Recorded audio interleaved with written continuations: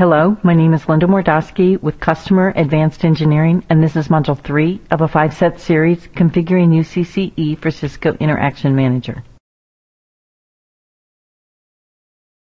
Going back to our configuration checklist, in Module 1, we configured a network VRU, an agent PG, and we installed and configured our media routing PG. In Module 2, we configured our application instance, a media class, our media routing domain, and our application path. During this module, we'll configure skill groups, agents, and our device type. Skill groups. Let's talk about skill groups first. When you add a skill group from the drop-down menu on the peripheral, you'll note you do not have an option to add a skill group to an MRPG. You will only have the option to add a skill group to your agent PG. Now we're going to associate each skill group with one and only one MRD. So there's a distinct set of skill groups for each MRD peripheral pair. We have two types of skill groups, ICM Pixie Agent or an IPTA skill group or a non-IPTA skill group where ICM will not pick the agent.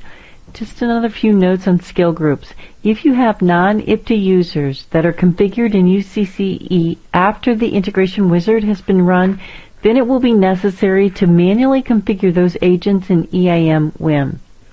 Another point here, if you have a call center that wants to use the pull-pick method for email routing, then CCE can route the activity to a non-IPTA queue without looking for an available agent.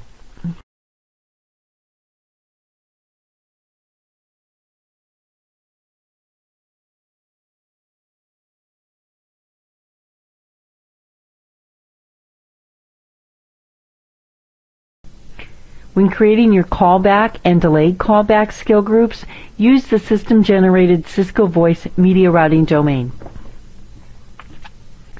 You will need to create a skill group for each media routing domain. When you run the integration wizard is expecting a skill group for each corresponding media routing domain. So even though ICM will not be routing outbound emails, you will still need to create an outbound email skill group associated with the outbound media routing domain. Also for non-IPTA, for default routing, create a non-IPTA, a non-ICM Pixie Agent skill group for EIM and for email. To route activities to a specific agent, you will first need to create an enterprise skill group. You will need to add all relevant email skill groups to this enterprise group. Next, you will need to create an enterprise route.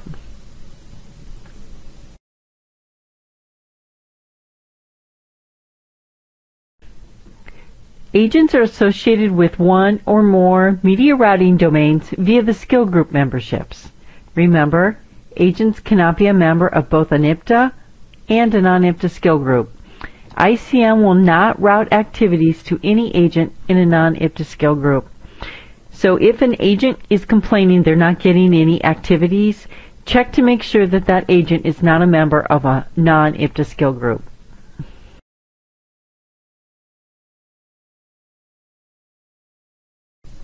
You can use either device targets or agent targeting rules in your deployment.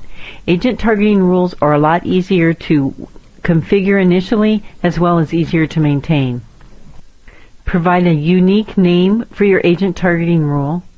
Select the appropriate agent PG, and the rule type will be agent extension. Under routing client, you will need to select both the agent PG and your media routing PG. Once you've defined your routing clients, then you can add your agent extensions. Okay, let's take a look at our configuration checklist. In Module 1, we created our network VRU, our agent PG, and installed and configured our media routing PG. In Module 2, we created our application instance, we created our media classes, our media routing domains, and then configured our application path. In this module, Module 3, we created skill groups, our agents, and device targets. In Module 4, we'll talk about our dialed number, script selector, call types, default labels, and configure UCCE variables.